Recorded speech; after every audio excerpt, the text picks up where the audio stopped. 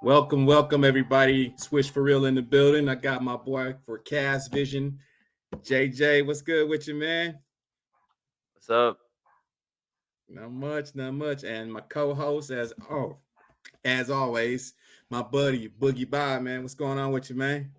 Yo, yo, yo, yo, let's go Mavs.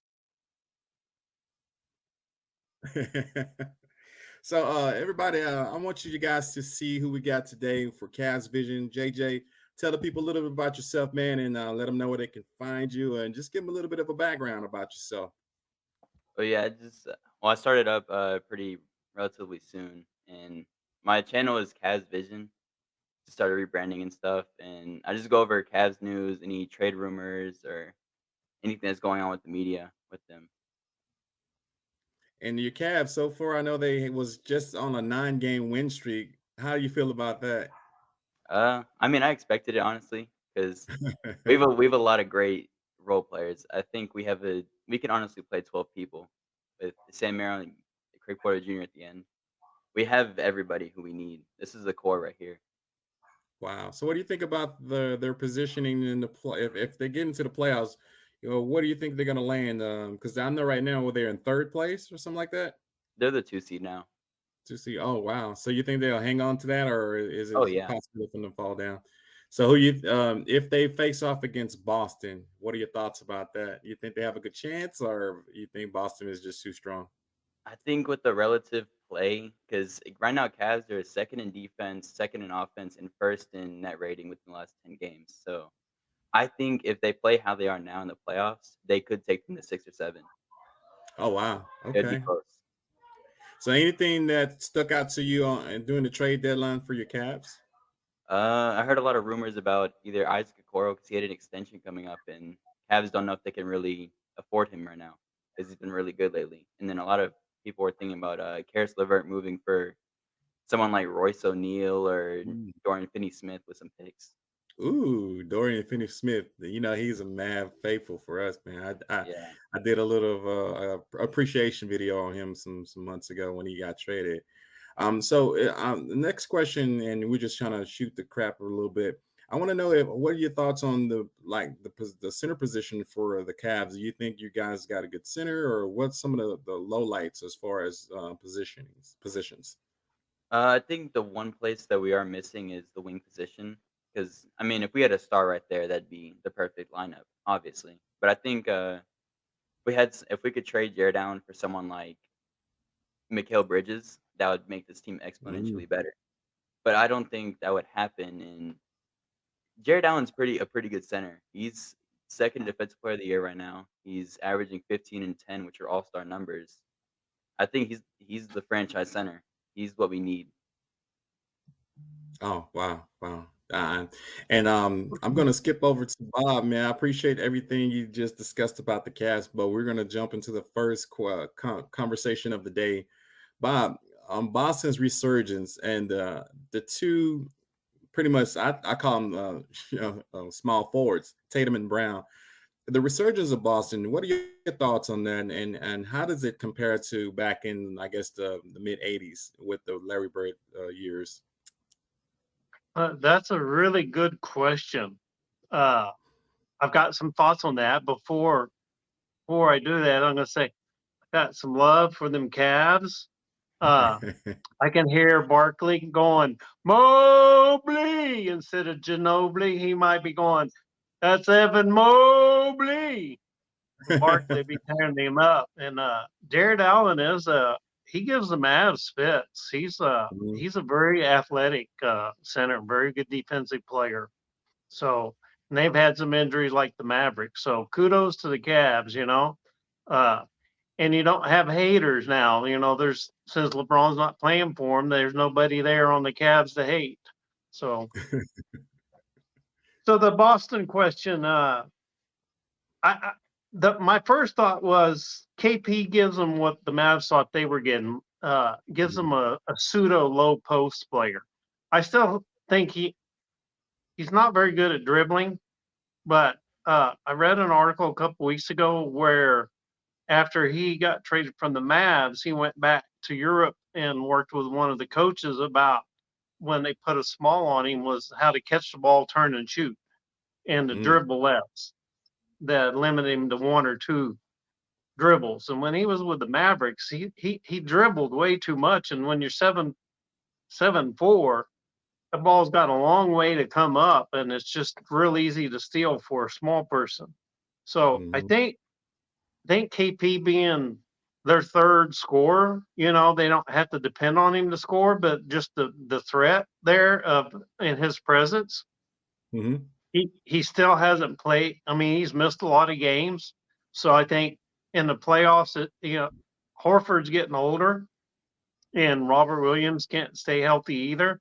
So they picked up a couple players on the buyout market, and I think they made one trade. But what KP gives them is better floor spacing. Uh, with Tatum and Brown, mhm. they could play on opposite sides, but it was real easy to collapse. And with KP there, it just gives them a lot more floor spacing.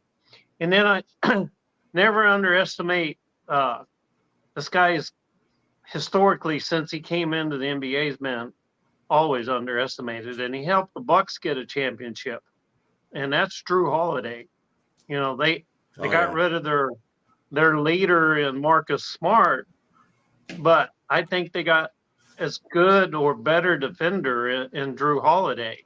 So, uh, you hear some of the broadcasters talk about swing, and then shoot. We back in the day we called it pass it around the horn.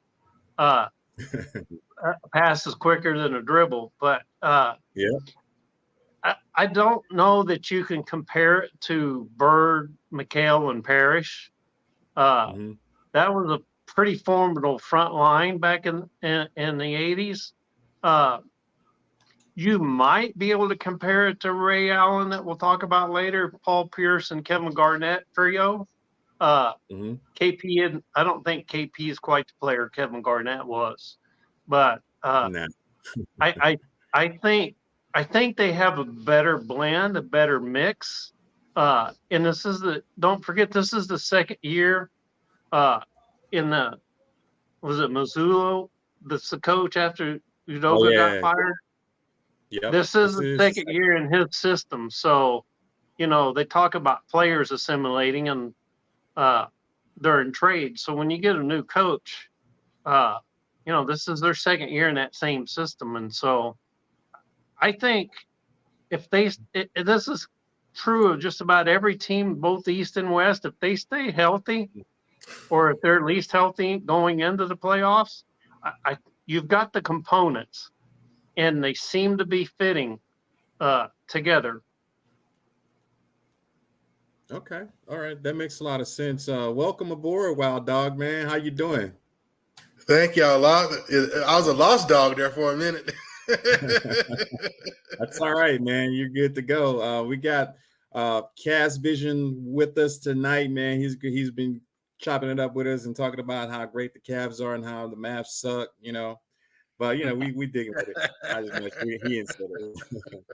So JJ, on your opinion about the Boston resurgence, can you kind of elaborate what you thought about it and when they got Jason and Tatum to get Jason Tatum and Brown together, and they became like a formidable opponents for a lot of teams out there. So, what are your opinions about the resurgence, or is there something they could do better, or give us your thoughts? I'm not really sure surprised how good of a team they are this season.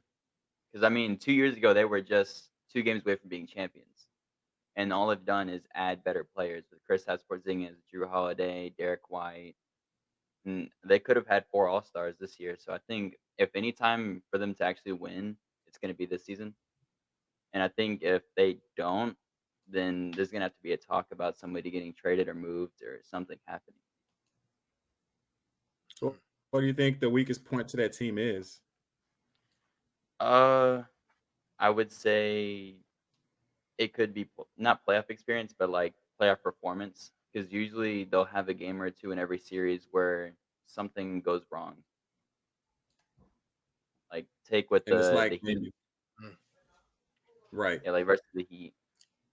So you think it's more like of a chemistry? I mean, Boogie Bob said they have good chemistry, but it could be maybe in some cases with the new pieces, especially with Porzingis. This will be his first time playing in the playoffs with them. So you think that'll be maybe kind of a continuity issue with them as far as that team goes?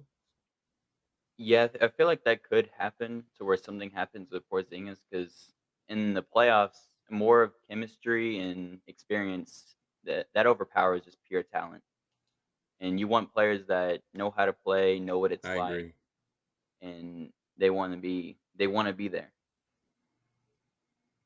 Hmm. I think the one thing people I have agree. I forgot is agree. Tatum Well, in the playoffs the last couple of years. Tatum has gone cold. His shooting's just disappeared. You know, he's a hot and cold guy, and yeah, Jalen Brown has had to carry him. And so, that's the key thing to watch. Not so much regular season, but when they get to the playoffs, is Tatum in his head, or is he going to be able to shoot and keep him going? Right. that is a good question. Well, Right. dog, your opinions on the resurgence of the Boston Celtics with Tatum and Brown? We're kind of keeping with the Tatum theme to start off. I mean, the team goes as Tatum goes, right? And if you don't have a legitimate second threat, then in the playoffs, that's where it's going to get grinded out, where Tatum's numbers are going to shift. Maybe he's not going to be as effective during the playoffs because who else is anybody scared of, right? You're scared of Mhm. Jason Tatum, but who else on the team have you truly been scared of, right? Really no one else, when they have the rock in their hands, right? Maybe on the defensive end where they had Smart and Brown and people who could lock you down on defense, but as far as on the offensive side, your only person you're scared of is what's Jason Tatum going to do tonight, right? So like right now you got Tatum leading in points, Tatum leading in rebounds, uh, uh, Tatum leading in assists. I mean, so you know what I'm saying. So that's the man. The man legitimately needs some help, and that's where they were making this move. So And you think that in the playoffs, I understand what you're saying that he doesn't show up in the playoffs, but you think Brown is more of a catalyst in the playoff than Tatum? yeah, but I mean, it's just that you got a whole year of tape, and then it's not like he's a new player. So when you go to playoffs, it's like you can take the poison from someone else, but if you can just shift Tatum's play enough, then you can beat them, right? Mm, That's why championship caliber players or star players need help. They need solid role players, you know. And I don't think it's anything about him downshifting during the playoffs or him uh, being less effective. It's just that other teams are more effective defensively, and they only have one person that they have to worry about being scared of. That's where I'm coming from. So I don't think yeah, it's on him. I gotcha. think he just needs a little bit of help, and he's got to have it during the playoffs. Otherwise, teams can just load up on Tatum, and the team goes as Tatum goes. You know. Right. And then JJ and Bob said the same thing about Porzingis. He could be an X factor in this playoffs, possibly. What are your thoughts on Porzingis as far as his ability in the playoffs? Yeah, when I was looking at the Porzingis thing, like I mentioned before, when we had conversations on the podcast, is that uh, man, Porzingis has just been what he's been, But when he came to the Celtics, when he showed up to the Celtics, it's the Boston Celtics. It's like the New York Yankees, Dallas Cowboys, Pittsburgh Steelers. I mean, you come into the Boston Celtics. This is real basketball organization, real strong basketball history that is undenied. The Mm, the retired jerseys hanging up in the rafters to the fan base, it's a whole different surreal situation. And immediately he got humbled because he couldn't wear his number because that was Bill mm. Russell's number, right? So right away it's like, hey man, we hire you, bring you in to do these things, do your job. None of all this other nonsense. So when I was looking at the data, the one thing that popped up at me is that you know it's 40 games played and 40 games started. So it's Talking like about with if Porzingis? it looks like if they need him and he's in a right matchup, then they're going to play him and he's going to start. but none of this coming And off the bench stuff. But none of this coming my off the only bench thing, stuff. gotcha. And my only thing with Porzingis is like Bob said, he needs to play more of a low post game. I think that's what they're trying to do. But he feels like he's not a bad shooter. But I think that's where he want to live outside is away from the paint. He wants to Yeah, be 3 but pointer he's He's mid got to. range. actually But taken he's actually taken less 3-pointers this year than he has before. Yeah, Uh, there was never a problem even when he was in Dallas. I mean, he's got great form. He is a great shooter. He's just, you know, he's rail thin and he thinks he's a better dribbler than he is, and that's what got him in trouble. So I but any think that player. the coach he worked with overseas last summer, uh, which the year before when he was in Washington, was one dribble, turn, and shoot. When they put a small guy on, one turn and shoot. Yeah, Which, if you remember, even in Dirk's career, when Nelly put a short guy on him, it took Dirk a while because he wanted to post guys up, and Dirk was a much better dribbler than KP. But Dirk got that. Okay, you want to put a small guy on me? I'm just going to turn and shoot because there ain't no way a guy going to get to the shot. And yeah. you're seeing KP's game uh, mature to that. I think this is like his 8th year in the league. So, he's using the assets that he has, which is he is a really good shooter. He's a good off the ball defender, but he is not one of these Charles Barkley back you down with a dribble and then get a shot. He's not that kind of a post player. It's going to be a quick dump, the shot's there, or it's not, and then throw back out. And that's what I was talking about earlier. The Boston coach has really honed what he can do and what he can't do, and he's put him in a box and said, "This is what you're going to do. You're only going to do this: mm, catch and shoot, or 3-pointer if it's wide open. Otherwise, Yeah. kick it back out." And there's just gonna be some matchups where he doesn't have enough meat on the bones, or his mentality in the block is just not gonna get it done, you know. But overall, I mean, the trade was just marvelous because remember the trade was for sending Marcus Smart to the Grizzlies. The fact is, Marcus Smart has 20 games played and is currently out in a 6-week spread for another injury. So if you're trying to win now and get it done now, whatever Porzingis is, it's gravy right now. It's gravy. So I can't complain about him. Even I'm saying his full name, but on my notes, I have him listed down as Porky. You know what I'm saying? Because coming from a Mass fan, I'm just not there with that guy. You know what I'm saying? You know? yeah. And so and then let me see. Then the other note I wanted to make was that this year, kind of like what Cavs was saying, it's looking like it's working, but how effective would it be in the playoffs? Because again, I just feel like Tatum is Tatum. He just needs that bit of help, right? And I'm noticing this year so far it's a six win game streak. That's kind of telling of a power team. If you're just a whatever team, you can have your ups and downs, but a 6-win game streak versus last year, I noticed they had a 9-win game streak, right? And yeah, and then I'm really feeling like going into the playoffs, talking about the help. I'm really looking for Derek White to make another turn. You talk about how they're better using Porzingis. You know, this Derek White is a combo guard, second team all defense last year, you know, and pedigree from his father. I'm like, they need to put more trust in this young man. If they really want to make a turn, they have to really, you know, they're role players and count on people. Let people really show you what they're capable of. You know what I'm saying? So I think this young man can be that X factor. You know, I really do. It's to be seen though. Gotcha. So JJ, Cavs vision. Have you been checking out what's been going on in Charlotte? You know what I mean? It's been up and down with that franchise for ever since Larry Johnson them left. It's not been great. What are your thoughts on what's going on in Charlotte at the current time? I mean, I hear stuff every now and then. I saw the trade they made with PJ Washington to the Mavericks. I think the Mavericks completely won that trade. Mavericks won that.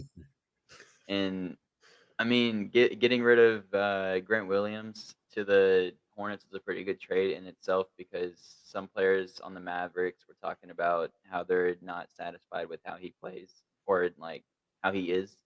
So they didn't really like him in that term. So at first I thought it was pretty bad. I thought it was a bit weird of a trade until I realized they're on a 3-game win streak right now to go into All-Star break.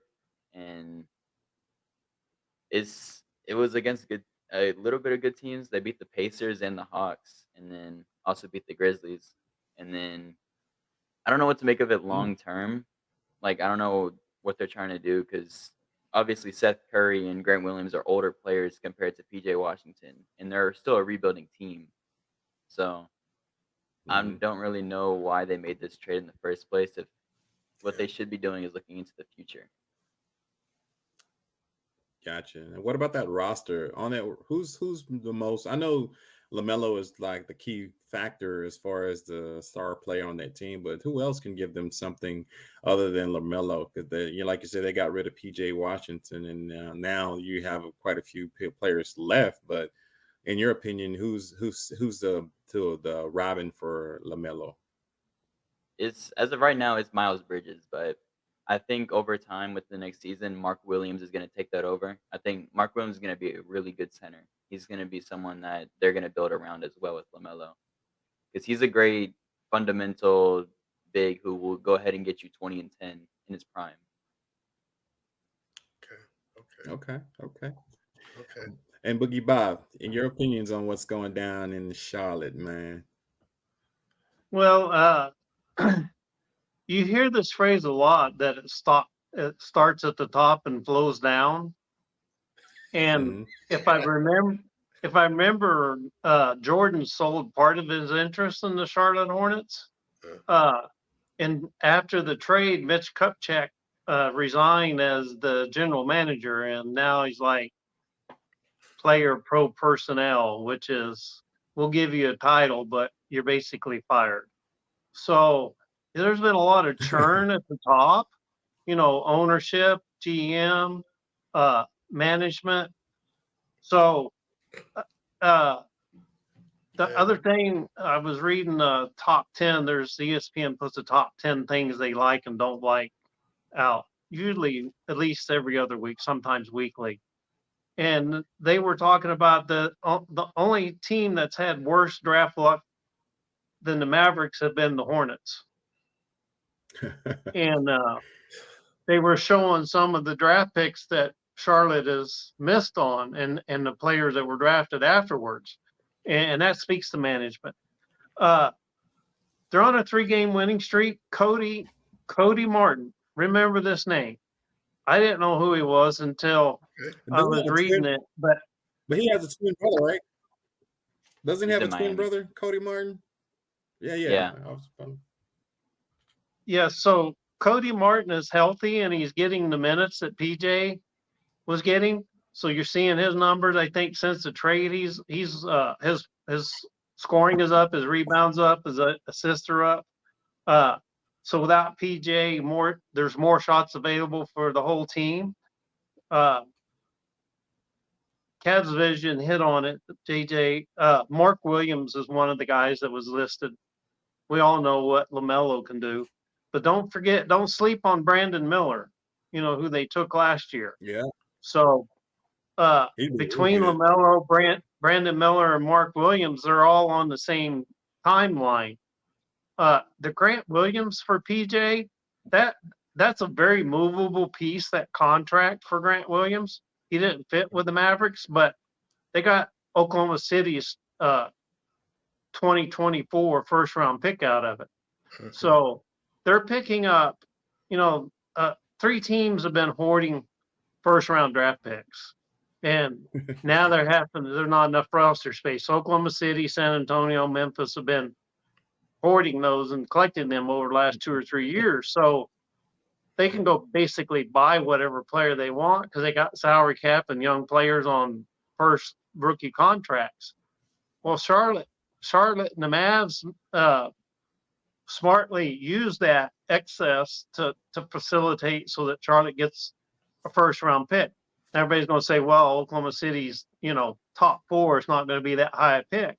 it's still a first round pick. A first round pick has got a lot of value. Yeah.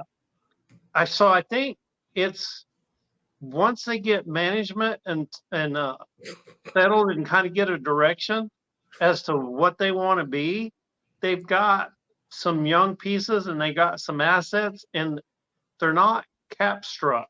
They don't have a Dame Lillard contract or a Russell Westbrook or John Wall contract. So it may take them 2 or 3 years. I think it's ironic. The Mavs have signed Seth Curry twice and traded him in the same year, that they signed him. But this time he gets to go home. Yeah. And so, Seth Curry playing in Charlotte, not far from where his dad played, growing back home. I think, Wild Dog will have more to say about that because he loves Steph Curry. So, Well, Wild Dog, I mean, he just threw the baton your way. So give us Hey, your thoughts on what's going on with the Charlotte Hornets, man. hey, I just want to show my appreciation for Boogie Bob because for once, someone else is talking about, these second grade organizations and how things trickle down from the top, and it's not just me. So thank you, Boogie. I can just take that off. It was not me today. I don't want to make any enemies, but we got to be honest on her. You know what I mean? Swish for real. We have to be honest, and so I thank you for taking it off the top. So, I mean, we're talking about the trades, we're talking about players and personnel, and you got a very young team. Why not trade in for some veterans? They can have a very, we've seen where veterans coming in even for a year can have very good impact on young players, but I think that's really going to be short-lived because you've got LaMelo Ball with a little bit less than $11 million contract. Let's just be honest here. Just be real about it. You got Grant Williams coming in through the trade from the Mavs at $12 million. And you got Davis Bertans at $17 million from the Mavs. You got to be so highly effective or that's not going to hold up long. But hopefully, Isn't Bertans came from Oklahoma, right? I may have made a mistake in my notes. I thought, yeah, they got him from Oklahoma, but okay. I think Bertans is on an expiring contract. Okay. Yeah, he is. I was just trying to collect some data, and that's why I was looking at the numbers popped at me, and I'm like, if LaMelo's at $11 million, I mean, it's just real, it's business, right? So I don't know how long that situation is going to last, and then hopefully these guys can make a positive veteran impact on them, and then overall, I mean, this team, these guys are sitting on 9 first-round draft picks. The Charlotte Hornets have 9 players that were first-round draft picks, and they're batting .241. That's about, in an 82-game season, that's about what, 20 wins or so? Yeah. And that's just not efficient or effective at all. But I'm glad Boogie Bob broke it down for you because everybody want to look at players, coaches, but there's an overriding factor, and that has a lot to do with the organization. Okay, and then as far as future stars who might be effective coming in the future, on my list who wasn't mentioned, I like the sophomore, number 23, Trey Mann, who was first round 18th pick by Oklahoma City out of 2021. So that's my take on the Charlotte Hornets right now. Yeah, Trey Mann is in his third year. If he turns that corner, the proverbial third, fourth year corner. Yes. That's what I'm looking for. Yeah. So, that was part of them dumping Bertans' contract in the first round that Charlotte said, at least we want some talent. 9 first round picks that Wild Dog was hitting on, they've only hit on 2 of them. You can't survive an organization on that. I fault the Mavs for always trading the first round picks, but at least they're getting talent with their first round picks. And when they finally do make one, maybe in a future episode we'll talk about who they could have taken instead of Dennis Smith Jr. because the list is growing.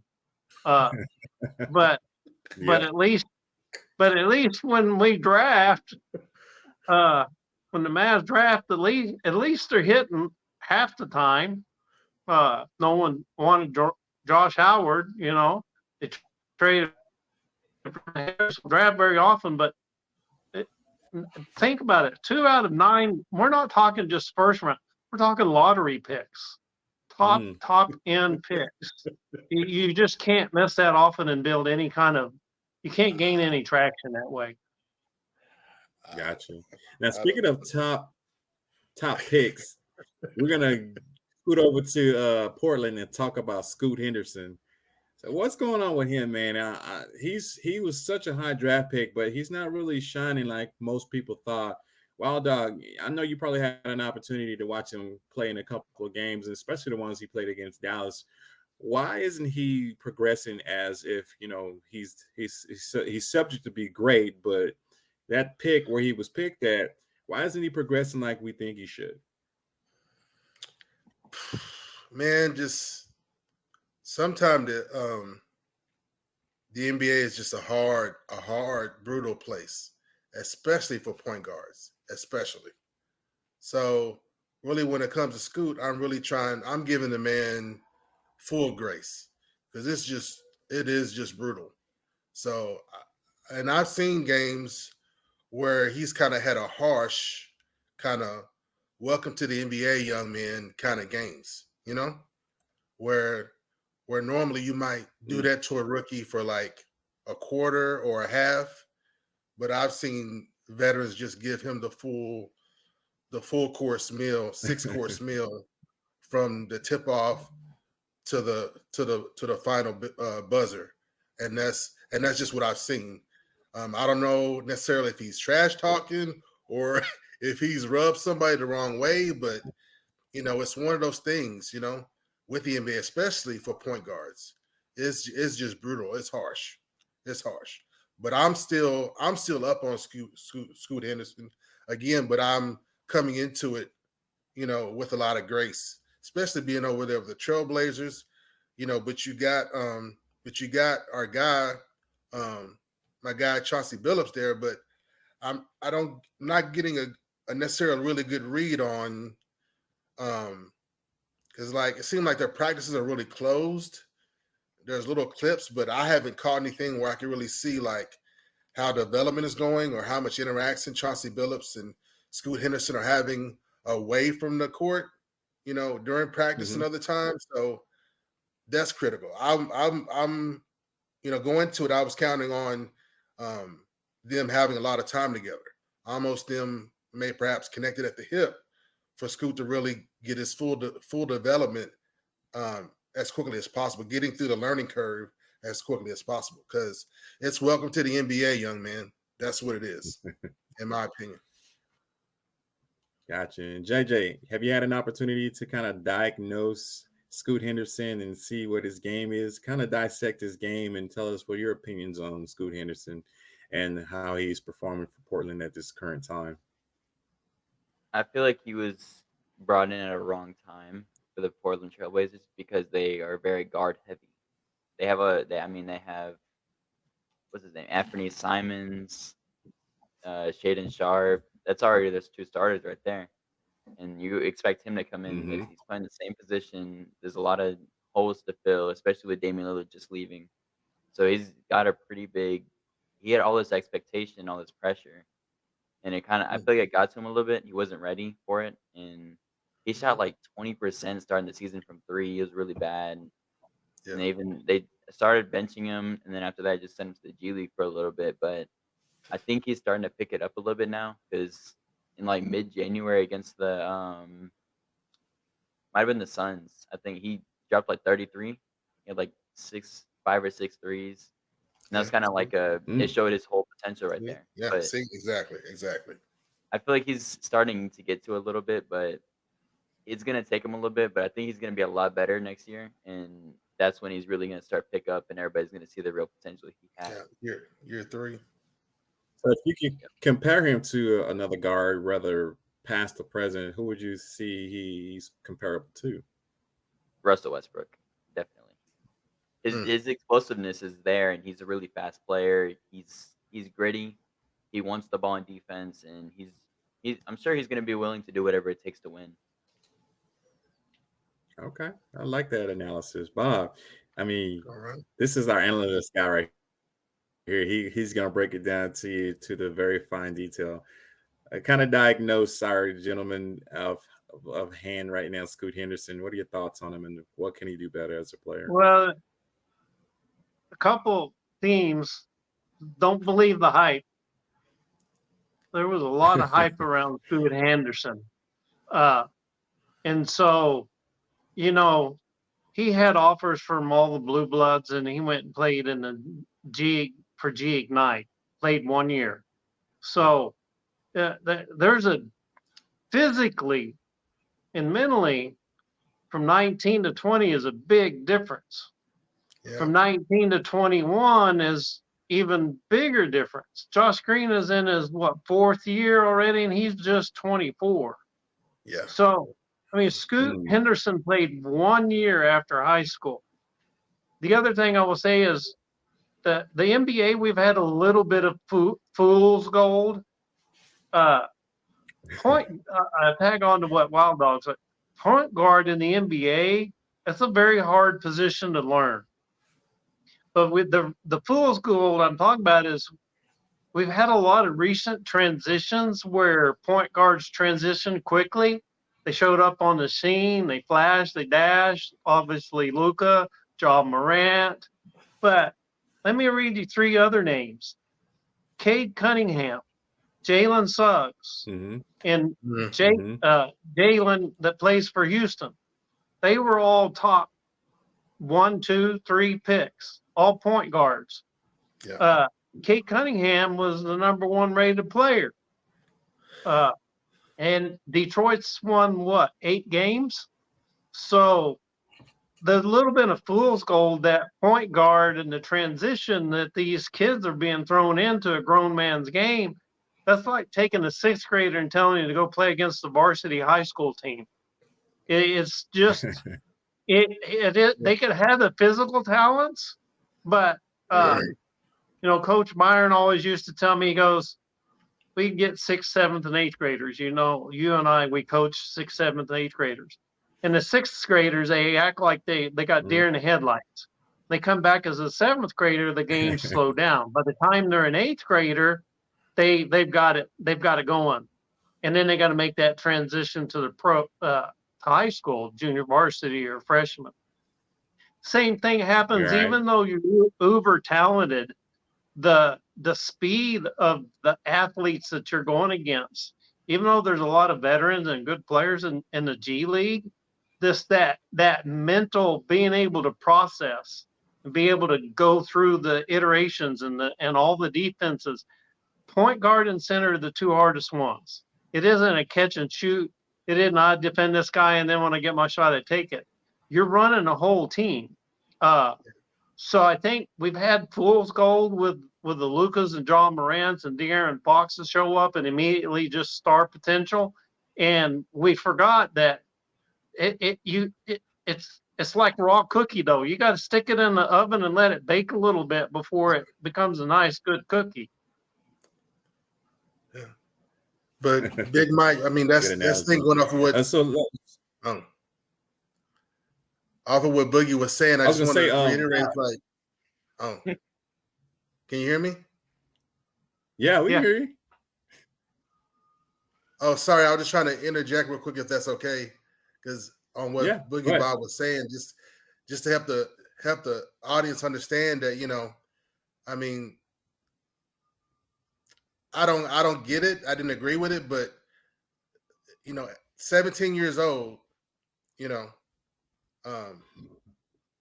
goes to the G League, and then real quick turnover in the second year, then he gets picked up for the big show, and that's just way too much too fast. 17 years old, he graduated high school early. I still don't get it, because he had sisters that played Division I basketball. So I thought naturally, and they don't give 5 stars away. They don't just give 5 stars away like that for high school recruits. But that's a 5-star recruiting process, expecting you to pipeline into NCAA Division I basketball, like his sisters. And that's all I wanted to add to that. But at 17, and you don't follow your sister's footsteps, it is what it is. Welcome to the big show, young man. You're gonna learn today.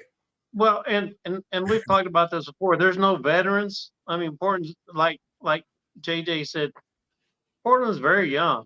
There's no veterans other than the coach there to talk. And Keontae George, R.J. Hampton, those are just a couple guards, and they come off the bench. Even Jaden Hardy for the Mavs, they come off the bench. Mm-hmm. The only reason he's even started is because there's so many players hurt. Mavericks didn't have a choice. Colin Sexton, I'll let JJ talk about that. Cleveland gave up on him when they got Darius Garland, and Darius Garland got hot, and then Colin Sexton goes to Utah and has a great year. Where is he this year? Yeah. He's like gone. So I'll go back to the fool's gold. It's you may have the athletic capability, you may even have the game, but the physicality and mentality, you're a boy playing against men. And like Wild Dog was saying earlier, that you're gonna get schooled. They're gonna show that rookie, but you take your lumps a year or two from now. I mean, Dennis Smith Jr. went number 9, and now he's struggling to even stay on a team and play backup point guard. Mm. Yeah. So the question is toward you, Boogie Bob, and we talked about this in previous episodes. I think what happens is with these players, especially for point guards, and if you look at Luka Doncic, I think it's how we're developing these players nowadays. A lot of them not getting the great coaching that they need because there's so many AAU teams out there that has bad coaches. They just want to get their top players playing and let them show out and be the dog and pony show. I think like with Scoot Henderson, he probably went to that same thing, and it was a dog and pony show, and he really didn't get the adequate attention he needed to get his skills developed. So I give kudos to the European players that go through the whole gambit as far as you don't play a lot of games, you do a lot of practice and a lot of skills, and I think that's what's missing here in the United States. Your thoughts on that, Bob? You think I'm correct on that, or what are you thinking? I think, coaching philosophy helps when you teach each and every player on your team fundamentals, and you try to teach them life lessons. AAU, the coach is trying to make a name for himself as much as he is trying to promote his best player, because then he can attach his name and ride their coattails. The Hoop Fest in Duncanville, I've met a couple of them. And I'll analyze the game, and they're like, "Do you coach?" I'm like, "Yeah." And they're like, "Why aren't you coaching AAU?" I'm like, "Nobody asked me to, but I've watched some AAU games over in Grapevine, and they try to get them to play team ball, but they're so full of in their head, everybody's blowing them up, and if you play in Europe, if you don't have basketball IQ, you better get some basketball IQ, or you're going to be sitting on the bench. So PT isn't playing time in Europe; it's pine time. So I think they do a better job of giving them the basketball IQ, and you've got 13, 14-year-olds playing against 18, 19, even 30-year-olds in Europe. Luka played against grown men at 14, so did Dirk. You can't do that in the United States. So, some of the most talented ones that you see that are successful, they, every city has one. I'm sure Cleveland has one. Houston used to have a notorious gym where Hakeem Olajuwon and Clyde Drexler would practice, and some of the best high school players would go there in the gym and play against guys that were already in the pros. Dallas, there's certain Drive Nation, Drive Time with Jermaine O'Neal. So you get an uber talented guy, and they play him up. they play them up 2 or 3 years. They play them up against competition so that they're already physically prepared and mentally somewhat prepared. Uh, but I Fact. think when you're so highly recruited, your head just goes about this big. It's like I know everything, I can do everything, and you can't tell them anything. Yeah, And yeah. yet their basketball IQ isn't there yet.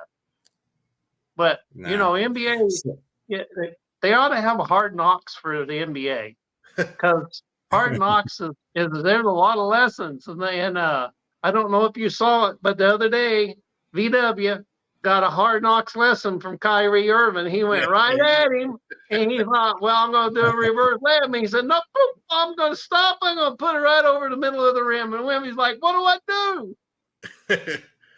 But hey, Big Mike, it's like, y'all were dancing around it, but I'm like, when you're like, your sisters are balling in Georgia, you're Mr. Basketball kind of in Georgia, and the dad is a coach and a trainer, and then his parents mhm. run a training facility. So one, they know how to coach and train up their children to play. At the same time, the culture and environment, you get blown up, probably started from him when he was a baby. No one can tell him any different, And that's why I tell young Nah, I cats the agree. most important thing that you can do, regardless of your level of ability at this time, is to be highly coachable. Regardless of what your talent level is, you need to be able to show progress. You need to be highly coachable. But no, the dad's a coach and a trainer, and his parents run a training facility. So they know how to work the system. They know what recruiters and scouts are looking for to play the game. But for me, it just still, I still don't see any reason why he didn't follow a normal path of his sisters and spending a year or two in Division I basketball. But it is what it is, and that's why we're seeing what we're seeing, and that's why we're talking about it, because this path Year of going year straight out of three, high school into the pros is not for everybody. year Gotcha. three, Year three, Wild Dog. we already know year We three. talk about Scoot Henderson in 2 years from now when he's in that third year. We'll probably be talking about a different story. But it Yeah, I'd might be say he came out so early, it might be We'll year see. 5 or 7. you know. I would say So, speaking of, I'm I'm gonna piggyback on what you said, but we're gonna yeah, you're right. Coaching is a good sense of pride for a lot of players. If you got a good coach, you can go far. And speaking of going far, I'm kind of interested in JJ's Cavs Vision's thought on, is the Pacers real? Are they really going to be somewhere in the Eastern Conference Finals, possibly?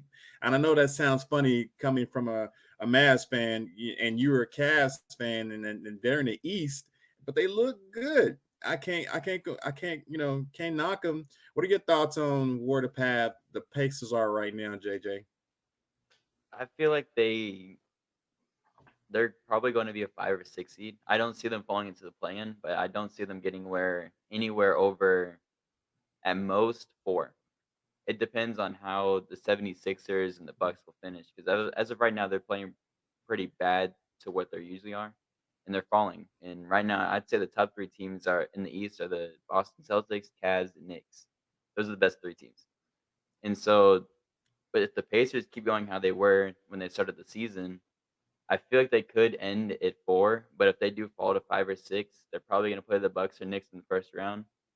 And I don't see them. I don't see them making it past that, because Mm, in the playoffs, once again, experience, that's where it all comes from, and it's gonna be Halliburton's first year in the playoffs. He's probably not going to put up but his normal stats. And then you've also got Miles Turner, who isn't really one of the best defensive bigs, other than like he can block, but he gets out rebounded a lot, and I feel like he's just gonna get bodied around by Giannis a lot. And other than that, they don't really have anybody else that can stop someone like Giannis or even Mitchell Robinson. Because I Mm. mean, mm. Robinson, he destroyed the Cavs last year, and if he could do that to Jared Allen, and Evan Mobley, I don't think that Miles Turner has a chance. And so either way, I think they lose that situation, and they could probably take it to 5 or 6, but nothing more than that in the first round. What do So you your think thoughts about on them? Pascal Siakam on the team for the Pacers? I feel like Pascal can be a good he's obviously a plus for the team, but I don't think that he can go ahead and I don't think he could swing an entire series against someone like the Knicks or the Bucks. And even if they make it to 6, they'll 6, they'll play the 30 seed, 4 or 5. Yeah, so either way, they're gonna play either the Knicks or Bucks, and I don't see any way they So have let that me can ask you a actually question. pick that up. What are your thoughts on them winning? Well, they didn't win it, but getting to the in-season tournament and playing in that championship game. Do you think that made them a little better as far as continuity as a team? I feel like it's not really because it was more of a different atmosphere. It was a lot of players probably just thought of it as a play-in. It's still counted as regular season, but playoffs is like a whole different atmosphere. And I didn't even believe in myself until I just saw everybody on the Cavs fold, and that's when I realized, yeah, playoff experience is real.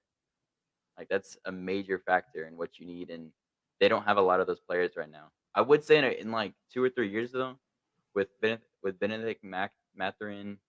Tyrese Halliburton, and Pascal Siakam, Yeah, that's okay. going to be a great Mhm. trio, and they could do some damage in the next coming years. So you saying would there be out in the first round this year if they, Yeah, don't fall? I would have them as a Okay, first round gotcha. exit. Yeah. Hey, he said it, not me. So, Wild Dog, your thoughts on the Pacers, man? Are they real or are they just a figment of our imagination? Uh, it's at this point rebuilding and still developing. It's a figment of our imagination because we know they have great coaches, a great coaching staff, great leadership there, and like Siakam, they got some veteran leadership and foundation there that's having an effect, right? But it's Mhm. really inconsistent. I mean, usually if a team is making a turn, they're actually playing so much better at home. But they're like, it doesn't matter whether they're at home or away. And then, I saw them, you know, um, I saw where they beat the Raptors. You got to beat the teams you're supposed to beat, but then they lost to the Hornets, and I was kind of Mhm. like, yeah, no, it's That not. team we It's not. just talked It's not there. It's not there. And when you get to the playoffs, all those cracks are going to become, huge, huge canyons, for teams to just run over you and run through you, you know. So it's a good sign of the progress of development. Just Mhm. see how they handle player personnel, like who they really believe in to stay. Because if a guy is developing and about to make a turn and you give up on him, that's just going to cost you. But I know, but I'm for one. I'm solid on the Pacers organization. I'm solid on the coaching staff. I'm solid on the veterans that they brought in. So again, coming in, you know, building off of this year, going to next year, I would I would look for something a little bit more. But this year, I'm appreciating what it is they're doing. you know, Gotcha. taking it is for what it is, but nothing, definitely not anymore. Because they're flat. Whether they're home or away, it's just inconsistent. Yeah. Dang. And Boogie Bob, Pacers, man. You agree with Wild Dog, or what are your opinions on that? I actually liked JJ's analysis. I think he was spot on. Uh, they're the New York Knicks of 2022. They're where New York was last year. Right. You had a good. So, are they for real? Possibly. Possibly. You're gonna teams that are coming up that are climbing the ladder. They lose to some teams they shouldn't lose to, but they beat some good teams. Uh, when you start getting closer to the top, you beat the good teams, and then sometimes you lose to the bottom feeders. But right now, it's a small sample size. Uh, Wild Dog hit on this. They got a great coach. We all love Rick Carlisle. You got a great coach. Then you have three good players. I Right. won't say great, but you have three good players at three key positions. So you got Halliburton at point guard, you got Mhm. Siakam at wing, defender, scorer. He's great. You got Turner, like JJ said, at center. Yeah. Yeah. Everything else is a filler. I think they'll miss Buddy Hield, marksman, 3-point shooter, but he's getting up in years, and I think his expiring contract. But you got the three prongs, you know. So if they have a fourth to hold up that stool, then I think they've got a chance. They might win a game or two that they shouldn't in the first round series, and that'd be some growth.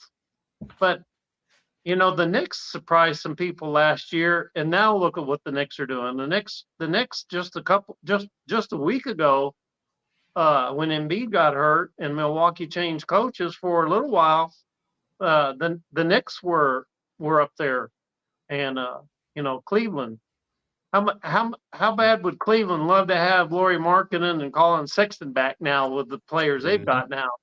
They gave up on 7-foot finish guy, but I mean, when you got a great coach and you got point guard, center, and a wing player, you got the makings, you got the foundation built. Now you just need to put the roof on and start decorating the inside of that house. So it's possible. It's a small sample size, but to me, they're where the Knicks were last year.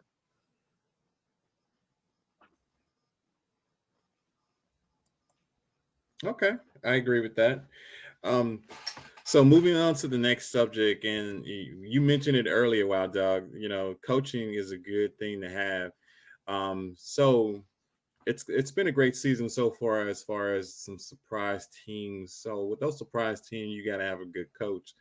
In your opinion, who do you have winning Coach of the Year for 2023 season? Yeah. Well, yes, sir. Well, I kind of got two takes on it, right? I mean, the clear favorite, even for me, appears to be Oklahoma City Thunder coach Mark Daniel. I always butcher his name, but I'll get it sooner or later. But I mean, between because the Coach of the Year, to be honest, it's for identifying young coaches, right? Or coaches who make a turn.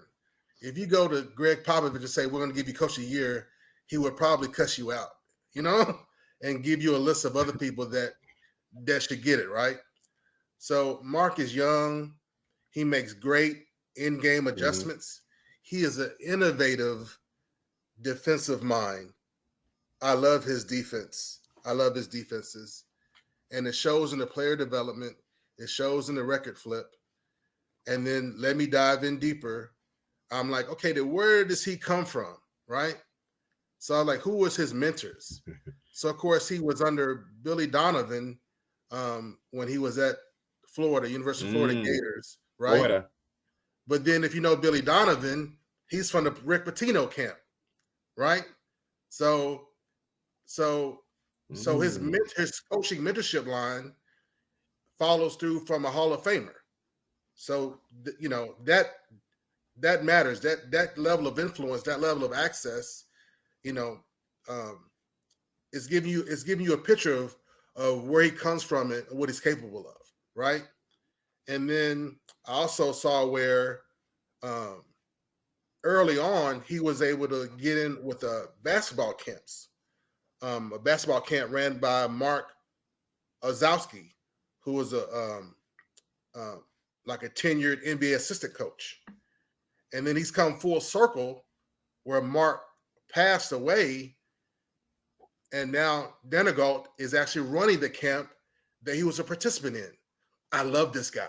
It's nothing not to love. Everything about this guy. If you had to draw up a coach, right? If you had to draw up a coach from where he come from, humble beginnings, playing and lineage, and then the level and the value, the quality of the mentorship he's had, Billy Donovan and coming under the Rick Pitino umbrella, and then him running the camp now that he once did, and then his proven player development in the G League. I mean, and then his wife's a coach. His wife is an assistant coach for gymnastics. I mean, this is his life is players and coaching and the game. Everything about this man's life, everything about him is like he was built and made for this, right? Because if nothing else, his wife is going to call him out. So that's who you got as your winning coach of the year. So that's not bad. Yeah. I get that choice. I mean, I'm a defensive minded coach myself. So, Yeah. Bob, who you have winning coach of the year? So I had three candidates, and Cavs Vision may not know this term, but we try to leave meat on the bone so that others can speak to it. So I had Mark Dagnall on there. So it comes down to the Boston's coach, Mazzulla, but he's got talent. But my favorite right now would be Udoka with the way he's turned the corner with the Rockets. For Houston? Yeah, right. Yeah. Okay. So Udoka is kind of what Dagnall did just a couple years ago when all he had was I don't even think he had Josh Giddey yet. All he had was STA and a couple other, they traded everybody away and had a G League team and SGA. But so what Udoka's been able to do was like they've added one guy, and Alpern Sigon has turned the corner, but he's got that team playing cohesive, so that they've had 3 or 4 drafts and they've still got some draft picks. So like Wild Dog say, the coaching tree, he was in Boston under Stevens. Stevens was under all, Danny Ainge. Danny Ainge was under, you got that whole Red Auerbach Boston Celtics glow, and Udoka is just kind of taking those individual pieces and put the puzzle together and just glued it together. So that record will probably win Dagnall but I mean I like what Udoka's done. Okay, it's not bad. I have a different thought of who I think would probably be the coach of the year, but I want to hear JJ's thoughts, man. Who you got, man? I know you had a chance to kind of mull this over, and I hope you're not going to pick your Cavs, but you might. So I did have two. I had two candidates. One was Ime Udoka. I feel like he had a great start with the Rockets at the beginning of the season. I was actually surprised. I thought they would be bottom like 12 or 13. I saw them at like top 5. I was surprised with that, but yeah, no bias. But my coach of the year is going to be JB Bickerstaff. That like I legitimately think this because I want it. okay, so there's a lot to say about this with I got a lot of notes, so you should better have a lot of notes. I mean, when Garland and Mobley went out, everybody thought this complete season was over, like it was done. But what Coach JB Bickerstaff did instead was he went all in with Donovan Mitchell, completely changing his play style with him running the point and actually like getting everybody involved and trusting his teammates. Where the first game without Evan Mobley and Darius Garland, he drops 13 assists with his career high, which he's never done that before. And so it was like a start of a new chapter. And I think they were projected to win like 44, 48 games at the beginning of the season. Right now, with how they're playing, they're projected to win almost 60, which is an insane improvement. And I mean, they went from like bottom 20 in 3-point attempts to almost top 10 now. And then on top of that, they're I think top 8 in assists per game with ball movement, and one of the best shooting teams with almost 4 players shooting 40% from 3. And I feel like all of that is with JV Bickerstaff because he was already a great defensive coach, but his offensive side was really weak. But I see he's improved it majorly with them being second in defense, second in offense, and first in net rating within the last 10 games, which is that's like a complete masterclass right there of coaching. And he's also Okay. with the injuries, he found some gems in Craig Porter Jr., who recently got that 4-year extension, and Sam Merrill, who is shooting almost 70% on catch and shoot threes, where he literally does not miss, and he's forced his way on the court. And so I feel like JB has even said himself, like his team is basically forced him to play a 10-man rotation when he likes 9. Mm. And so All I right. feel like he's Mm. got to be coach of the year. With he's projected to win 60 when they were actually supposed to win 44 to 48. Man, I'm impressed with your analysis of the whole situation. The Cavs, yeah, they are a tough team to beat, especially in the East. My surprise would be Eric Spoelstra, who that's who I'm thinking is going to win it. I don't know why. Okay. Even though Okay. his team doesn't look that good right now, they're going to bring it up after that. After this All Star is over with, I'm sure Eric Spoelstra is going to get that team running right, and you're going to see Jimmy Butler turn into the Jimmy Butler from when he was in Minnesota. He's going to get in his team's butt and get him going. So speaking of guards, man, we're going to go back to you, Cast Vision, JJ. What are you? Have you had an opportunity to look at some of Ray Allen's games back in the day, or did you get an opportunity to even view some of what he did? I know you probably did when he was playing with Miami. What are your thoughts, man? How good was Ray Allen in your opinion? I mean, I didn't really get to see his Phoenix. I mean, not Phoenix. Seattle. His Seattle Supersonics days, but Yeah. off of like what I've heard in the highlights, man, he was a really good young player for them. Great shooter, could shoot from almost 50 feet. I mean, it was insane. And then I feel like he's a really good, important player for all teams because he was a part of that. He was a very important part of that 2008 Celtics run, and a main reason why they made it that far. And then in his later Mm. years with LeBron on the Heat, he was even at 40 years old, he hit that one of the greatest shots in NBA history. All right. All right. So I Yeah, feel that was like, a and he's clutch also 3-pointer. second all time in threes made Yeah. before Curry came in. And I feel like Mm, he had a very underrated career and a long career. He had a long career. And they call him Jesus Shuttleworth, if you know that Jesus term. Yeah, Shuttleworth. I know that. Yeah. Yeah. well, well, dog, how good was Ray Allen, man, in your opinion? I mean, JJ was putting it down, Casbridge was putting it down. So it's like, when, in the day when he was coming up, we kind of, we all give everybody nicknames. But somehow we end up calling Reggie Miller 2.0 for some reason coming up in the 90s. You know what I'm saying? And then for me, it was like, there's levels to this game, right? So we talk about, him being second, greatest 3-point shooter, whatever, but cold. Let me break it down. Cold off the bench, right? Who can you trust to come in and hit a spot up three in the Mm. playoffs when when everything comes right down to the wire? Who can you trust, right? You got anybody? we talked about before how Jordan's trusted Steve Kerr, and then in that situation. So when I think about that, cold off the bench, right? I think about Ray Allen and I think about Robert Ory, and that's great company to be in. Reggie Miller 2.0, and then having him in the company of Robert Ory.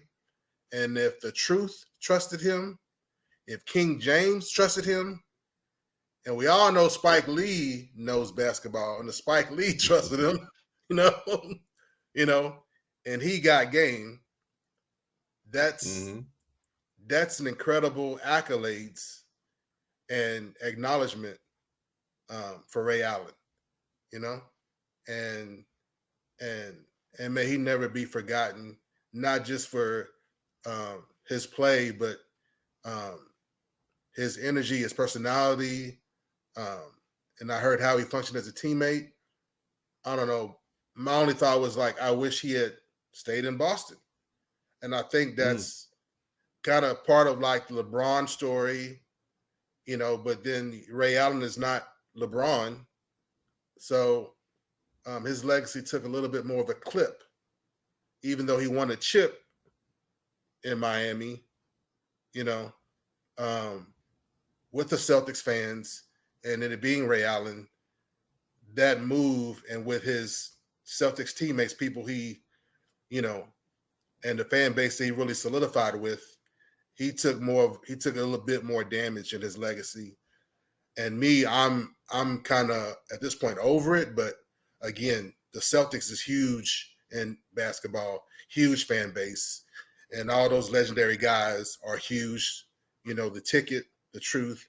So, I think over time, 5 years from now, maybe 10 years from now, maybe it won't even be an issue, but it is what it is. I'm not a Celtics fan, but I understand that culture a little bit.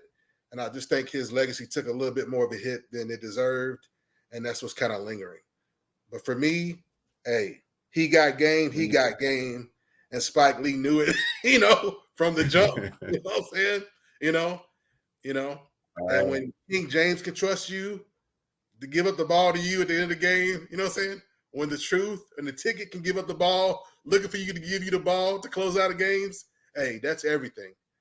No matter what anybody says, when your teammates, the legends you played with, give you that level of respect and confidence, that says everything. Right. Boogie Bob. I mean, how good was Ray Allen in your opinion? I mean, he said a lot, man, as far as that movie he got game. I mean, I watched it several times, but that's not, what we're talking about here, but it's his on-court performances. How good was he in your opinion? Well, props to Catfish and JJ and his comments and looking it up. We didn't have YouTube. We just, as Wild Dog said, we had black and white VHS tape. Maybe we could go look at somebody. But I'm gonna go back to and JJ, you can look this up on YouTube. Just the Spike Lee commercial, like money, got to be the shoes. No, Morris, it's not the shoes. Money, it's got to be the shoes. No, Morris, it's not the shoes. Money, it's got to be the shoes. Ray Allen was the first. I may stand corrected, but he was the first NBA player to have a movie documentary about him and how he grew up. Dirk has had one, and I think one came out recently about another player. Wild Dog, I'm surprised you didn't mention Vinny Johnson, microwave, coming off the bench, cold. But Ray Allen, my name, this wasn't necessarily his nickname, but let's see, I don't know if it'll show up on screen. He was money. Ray Allen was money. Yeah. He was the best pure shooter. Prior to Steph and Dame, Ray Allen in today's NBA would average well over 30 points a game. He was Steph Curry and Damian Lillard before Steph and Dame was even out of diapers. He was just that good of a pure shooter. People didn't take. I had a 3-point line that people didn't take that many. He had range. He was efficient. I don't know what his career numbers were. People talk about the 3-pointer he hit for Miami to help him beat San Antonio. If it wasn't for a Chris Bosh rebound, Ray Allen doesn't even get that opportunity. Right. But Ray Allen started at Boston, got traded to Seattle, and then got traded back to Boston when they put that team together. Yeah. Ray Allen was just money. He was dope. You take Ray Allen. I don't know if he has a son, but Ray Allen in today's NBA, you would be talking about him as one of the best players in the NBA. Yeah. You might not be talking GOAT material, but you definitely in today's NBA, he would be one of the top 5 players. You couldn't guard him. You just couldn't guard him. He had handles. He had a shot. He could get to either hand. He could get to the rim. Like I said, he was Steph and Dame before they were. Wow, I agree with that. And there's been some good shooters back in the past. One good shooter I can imagine him. He comes to my mind was Kevin Johnson for the Phoenix Suns. So we're gonna move right towards the Phoenix Suns, and I'm going back to you, Wild Dog. How far can Phoenix go as far as this season and with what they have with Booker and KD and Bradley Beal? So how far can it go in the playoffs, or what are they looking like? Hey, we talked about, our prospects, our our thoughts about going into the season, who would be doing what, and I caught a hard time. I caught a hard time flexing with the Suns before the season started, and ain't nothing changed. Right, what I was seeing is coming through. They can be as injured and bumped up and quirky as they want, but as long as they gelling and healthy, by All-Star Weekend, what time is it? Oh, it's All-Star Weekend time. Oh, baby, it's about to get ugly in the West. It's about to get ugly in the West. My pick out of the West is the Phoenix Suns, with Booker, Durant, and Bill and company. Because like Boogie Ball was sitting on earlier, what does Shaq say? Role players matter. You can have the superstars you want, but you got to have proper role players. And man, in another month, I might be like, I don't know. It's looking pretty bad. It might be over. It might be over. They fixing to make their move and push. Durant and them, they know how this works. They understand that Booker's been there and lost. They understand how this works and what they're doing. They got the experience. They got the talent. And they're going to bring Bill on their shoulders right along, pushing. I got them in the Western Conference. And right now I'm saying, yes, believe that's what I said. Them in the Western Conference, and then I got them coming out of the West. Wish it was my Mavericks, but I got the Suns coming out of the West. All right, and your JJ, your thoughts, man. You agree or disagree with that? I respectfully disagree that they're gonna make the Western Conference. I feel like they're gonna honestly in the playoffs. It's gonna go as far as KD can take them because I think I'm not really 100% on Bradley Beal yet. He's been injured a lot of this season, and it's gonna depend a lot on their injuries if they're healthy or not. And on top of that, I think something that's really gonna play in part is where they finish in the West. Because I think as long as if they stay in the play-in, go into play-in, and then come out and play either the Thunder or the Timberwolves, I don't think they're gonna win that. I think if they stay in the play-in, I think they're gonna be a first-round exit. Because Timberwolves have been the number one offense the entire season. I mean, number one defense the entire season. So if they can lock up KD, Anthony Edwards can do what he wants, and it's gonna be over then. And then with the Thunder, I could see them upsetting the Thunder just because of their non-experience and very young age. But if they go against anybody else like the Clippers or the Mhm. Nuggets or the Timberwolves, they're probably gonna lose that first round. Yeah, right now they're sitting at 5. So right now, if it was the playoffs, Okay. they would be going against the Nuggets. Yeah, I mean they've been really good to these last like 10 or 15 games going into All-Star break. They've been really good. Okay. I mean, I'm not a Phoenix fan for sure. I'm a KD fan, but I don't know how far they'll go. Bob, your thoughts, man? You think they can go far? Because I'm not pulling for them just because I don't like Booker for whatever reason.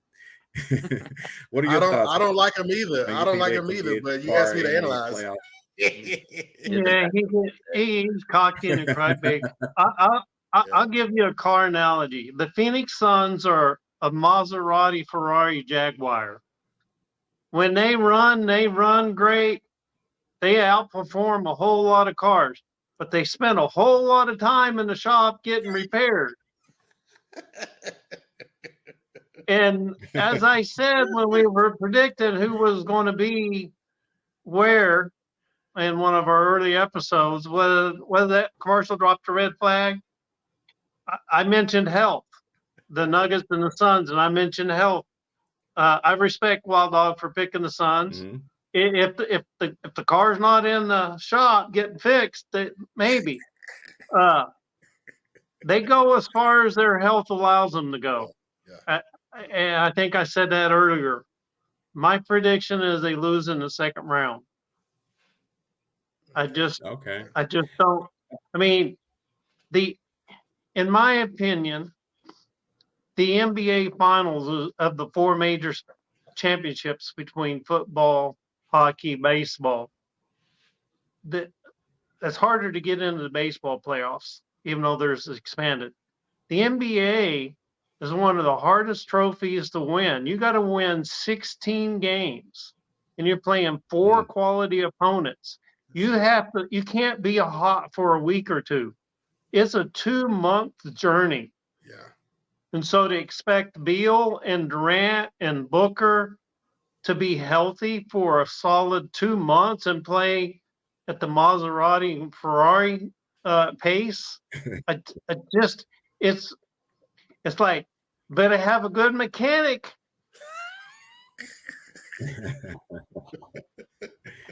I can agree with that analysis, man. So tonight, man, has been a great show. We had a lot of good guests on. We want to thank JJ for Cas Vision to coming on, Wild Dog, and my co-host Boogie Bob. So we're about to close out the show. Wild Dog, tell the people where they can see you at, get your social media handles, and all that good stuff. Oh, if I may, as I guess, let me give it as a gift to JJ Cas Vision, because you know me, pedigree matters.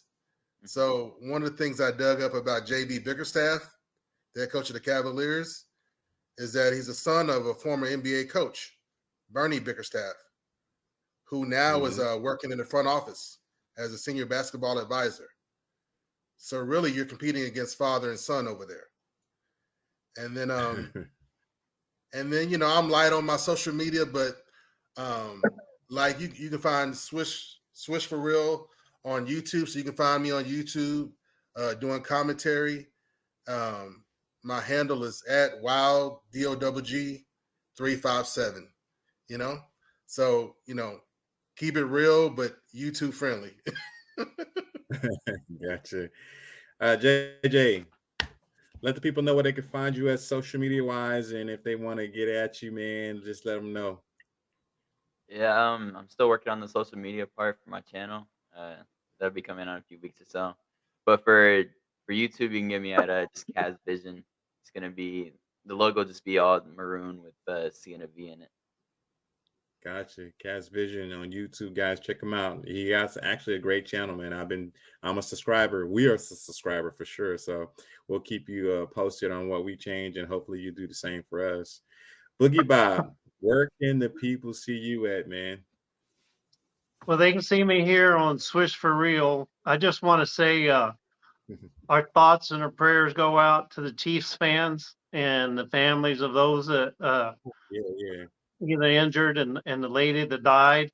You know, it's just the state of America and mass shootings that we can't even celebrate and be in safety and 800 cops around. It could have happened. It could happen at any championship. So, just my thoughts and prayers go out to the Chiefs fans that were injured in the mass shooting. Much respect. All right. Any place they can find you at social media wise? Facebook is the only thing I'm on. If you Google Boogie Bob, you'll see videos, but it's not really a social platform. Cool beans. Guys, it was a great show. Again, JJ, thanks for hopping on. Wild Dog, thanks for hopping on. Boogie Bob, thanks for hopping on. You guys have a wonderful weekend. Swish for Real is out the building. All right, guys. Peace.